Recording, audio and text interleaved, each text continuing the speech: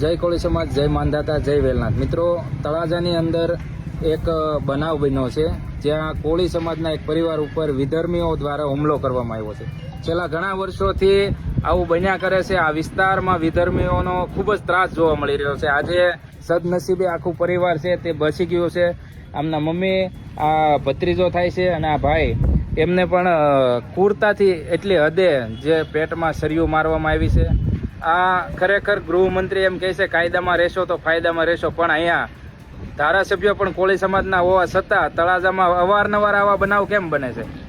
ખરેખર તળાજામાં કાયદો વ્યવસ્થા છે તે કથળી ગઈ છે અને કોળી સમાજ ઉપર જ્યારે આવા અત્યાચારો અવારનવાર થઈ છે, નિર્દોષ સમાજનો ભોગ લેવાય છે, મર્ડર, હત્યાઓ, અને આ સદનસીબે બંને કાકો ભત્રીજો બચી ગયા છે. આખી વિસ્તારથી વાત કરો, શું બનાવ બન્યો હતો? જય કોળી સમાજ, હું છું આપનો આદેશ બારીએ, યુવા કોળી એકતા સંગઠન. હા, જે ફેમિલી ઉપર ગત 25 તારીખે હુમલો થયેલો અને અસામાજિક તત્વોએ, જે વિધર્મી લોકો છે, જે માનસિકતા, નેગેટિવ માનસિકતા ધરાવનાર વ્યક્તિએ આ ભાઈ ઉપર હુમલો કર્યો છે, આખા પરિવાર ઉપર, તો કમનસીબ એ છે કે અહીંયા કોઈ જગ્યાએ સરકાર એવી રીતના જાહેર મંચ ઉપરથી કહે છે ગૃહમંત્રી કે કાયદામાં રહેશો તો ફાયદામાં રહેશો, પણ અહીંયા કાયદા કોઈ વ્યવસ્થામાં છે નહીં. એટલે અસ્તુ ભારત માતા કી જય. જય કોળી સમાજ. આ પરિવારને જો ન્યાય નહીં મળે તો તળાજાની અંદર કોળી સમાજ દ્વારા ઉગ્ર આંદોલન કરવામાં આવશે. અત્યાર સુધી સહન કર્યું, પણ હવે સહન નહીં થાય. આખો કોળી સમાજ મેદાને ઉતરશે. જો તળાજામાં બીજી વાર આવો સમાજ સાથે બનાવ બન્યો તો કોળી સમાજ છે તે શાંત નહીં બેસે. તળાજામાં આવા અવારનવાર કિસ્સાઓ સામે આવ્યા છે, પણ હવે હદ થઈ ગઈ છે. આ વસ્તુ બિલકુલ સહન કરવામાં નહીં આવે. કાયદામાં રહેશો તો જ ફાયદામાં રહેશો, આવા સૂત્ર ગૃહમંત્રીના છે, પરંતુ અહીંયા કાયદો વ્યવસ્થા જેવું કોઈ છે નહીં.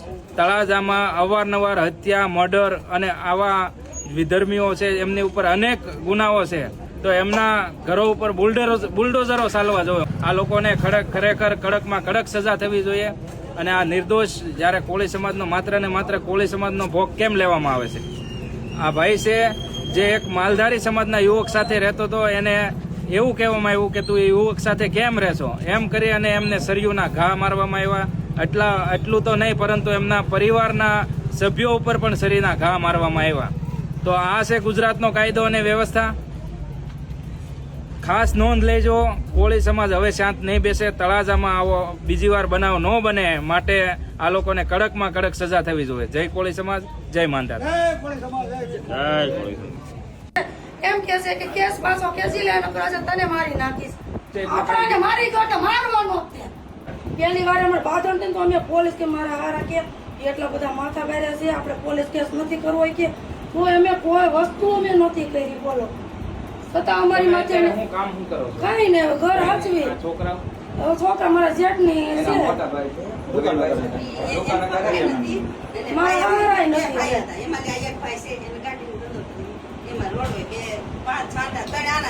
આરોપી જેલમાં છે કે જામીન માંથી નીકળાશે બધા નીકળે. હું દવનું એમને દવનું દળવા જાઉં જ ન જાઉં. કઈ દવનું દળવા ગઈ ને ન્યા મને કીધું કે અજા તું મારી સામે આવીશ એટલે તને મારી નાખીશ એમ. હા, ત્યારે મને એવું કીધું, ત્યારે મને એમ કીધું.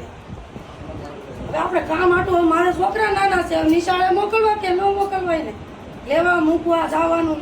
અત્યારે બધે જાવ તો મારે એને લઈને જાવ. 24 કલાકની મને દીધી છે મવાની કોર્ટમાંથી, અને એના જામીન તોય દીધા. બોલો, કોણ છે? સાકાલ છે, સાકાલ. અને તોય એ છોટો એટલે એને બધા એને કોંગ્રેચ્યુલેશન કે તોય મને એમ વિડીયા એવા મૂકીએ કે મારો ભાઈ જેલમાંથી આવશે એટલે જેને જેલમાં પૂરો છે એનો વારો છે. એવા વિડીયો ઉતારીને બધા ઇન્સ્ટાગ્રામમાં મૂકે છે. એની હારે રહેવા વાળા કોણ હતા બીજા? સાકલ યાર, સમીર, સમીર એની આખી ટીમ જ છે. સુરજ ચૌધરી, સાકલ, સમીર, પછી બીજી નાઈટ છે આપણે હિન્દુના, બધા ભેગા મળીને. હા, બધા ભેગા મળીને. તમે વિચાર કરો, આ તળાજામાં 4 વર્ષ પહેલા આ બેનના હસબન્ડની હત્યા કરવામાં આવી. એમના છોકરાઓને અત્યારે રજડી દેવામાં આવ્યા છે અને છતાં હજુ 4 વર્ષમાં એ આરોપી તો બધા બહાર જ છે, બધા બહાર જ છે. તળાજાની દશા જુઓ તમે, બહાર હોવા છતાં આ બેનને જીવવા નથી દેતા શાંતિથી. આ બેનને વારંવાર ધમકી મારવામાં આવે છે ને બેને પોલીસ પ્રોટેક્શન લઈને અત્યારે જીવવું પડે છે. આ તળાજાના કોળી સમાજમાં જો આ દશા છે.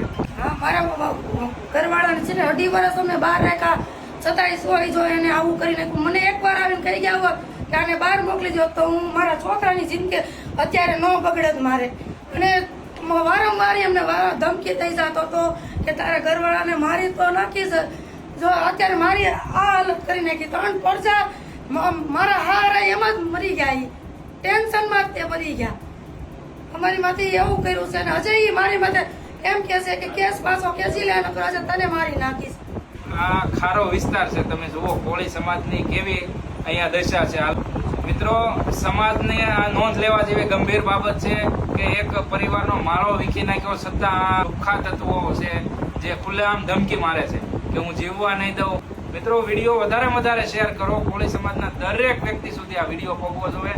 આ બેનની હાલત આવી કરી છે અને છતાં ધમકી મારવામાં આવે.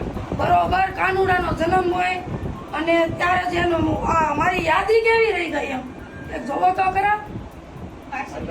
5 ને દી માર્યા અને 8 ને દી ઓફ થઈ ગઈ. બોલી કેમ ન કે ભાઈ? મારું કહેવાનું એમ છે અને મારો વિરોધ છે એ આવવાનો તો નથી, પણ હવે બીજા છે એને તો જિંદગી જીવવા દો. નકર તમને આ ખાવો ખાલી કરાવીને આડી મૂકશે. અને ભાઈઓ ને ભાઈઓ બધાય થાવ, બધાને બધાય થાવ. જો એ આમાં થાવ તો એ ઊભો રહે તો કેજો ગમે એવો દાદા કોણ કરી છે? આપણે કરી છે ને દાદા. આ જિંદગી પૂરી પાડવી ને એ છે હવે. એમ નહીં એને આપણને લઈને એને નહીં નીકળે. મારો માણસ વિયો ગયો છે હિન્દુ મુસલમાન તો તમારી માવું ને બેનું ને આમાં વળાવવા મળો. અને સમાધાન એનું હિન્દુ મુસલમાન ને એક વેર કોને બાંધ્યું? એને બાંધ્યું છે આપણી હારે. આપણે એને નથી, આપણે એની બીવી છે.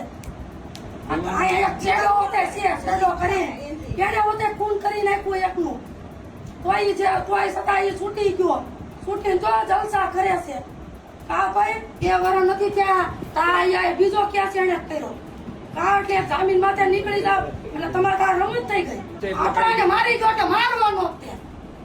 બસ એકવાર મરવાનું છે તો મરવાનું જ છે.